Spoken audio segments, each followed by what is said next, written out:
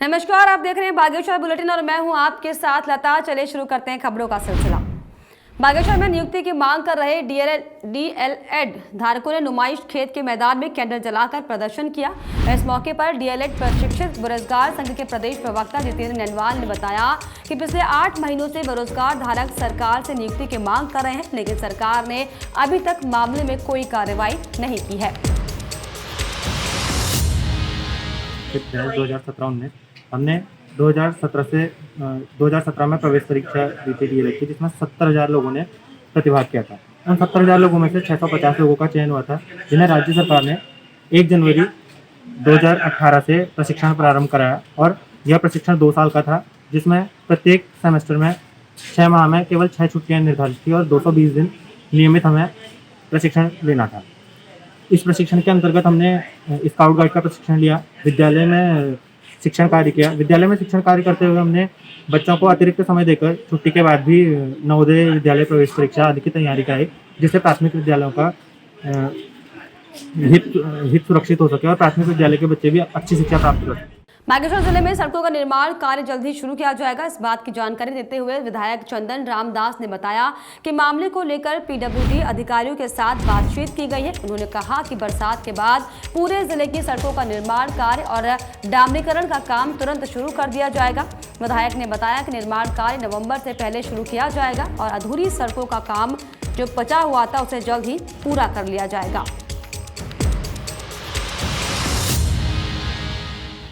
अभी मैंने 2-3 दिन पहले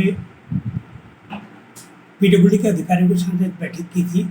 उसमें पीडब्ल्यूडी के सभी एई एक्शन लोगों को मैंने बिठाया था और मुख्य उद्देश्य ये था कि 15 सितंबर के बाद बरसात समाप्त हो रही है और कोरोना काल के कारण जो काम हमारे रुके थे और बरसात की वजह से जो रुके हैं उन कामों को तत्काल अब शुरू करने की आवश्यकता है।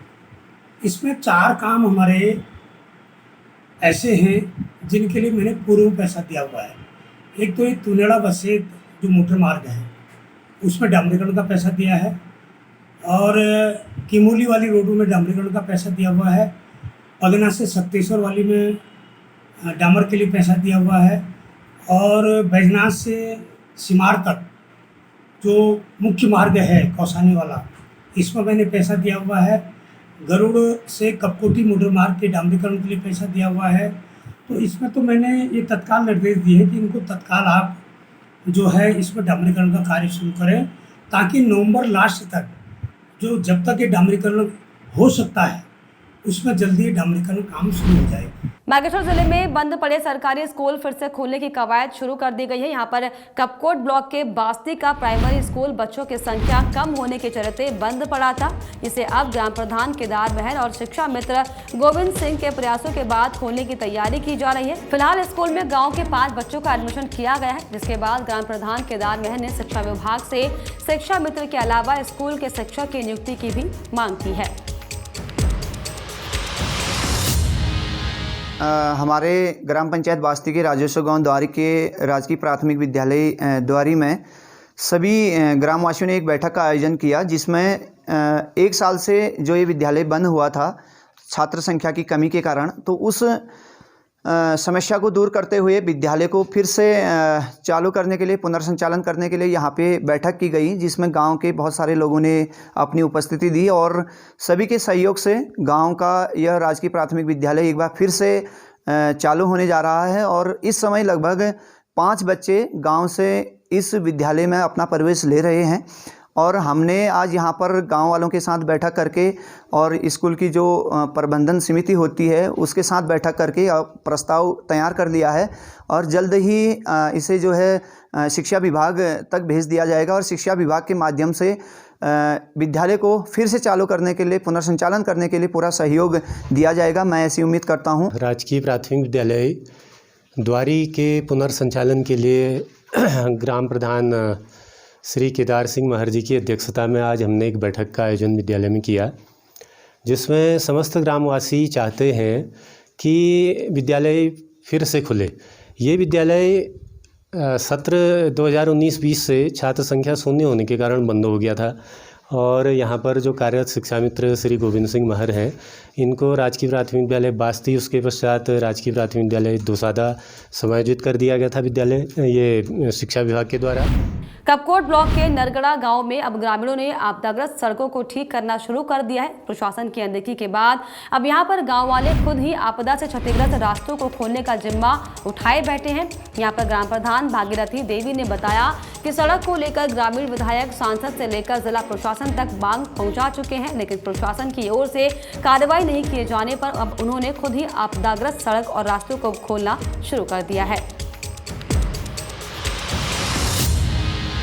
आज 2 महीने के बीतने के बाद, थोड़ा मौसम सुनहरा होने के बाद गांव वालों के माध्यम से ग्राम सभा नरगड़ा भैंसुड़ी कुटीर का जो मार्ग के पास बंद पड़ा था, उसको खोलने का प्रधानपति नरगड़ा द्वारा किया गया, जिसमें प्रशासन की ओर से अभी तक का कोई यहाँ पर सहयोग नहीं, कोई जनप्रतिनिधि तौर पर कोई सहयोग नहीं दिया गया।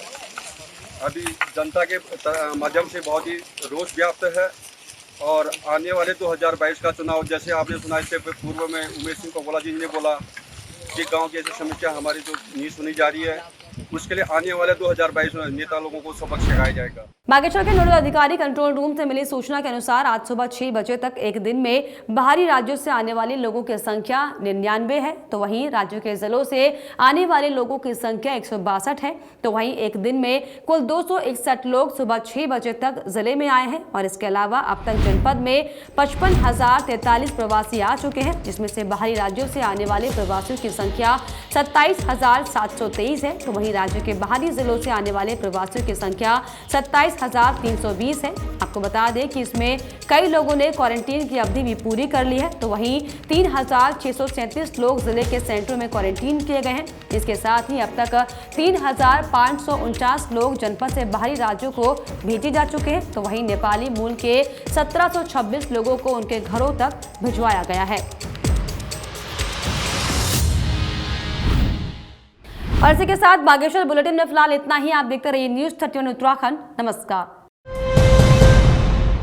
हर खबर में होगी हमारी नजर। खबरों से जुड़ने के लिए हमारे चैनल को सब्सक्राइब करें और बेल आइकन दबाना ना भूलें।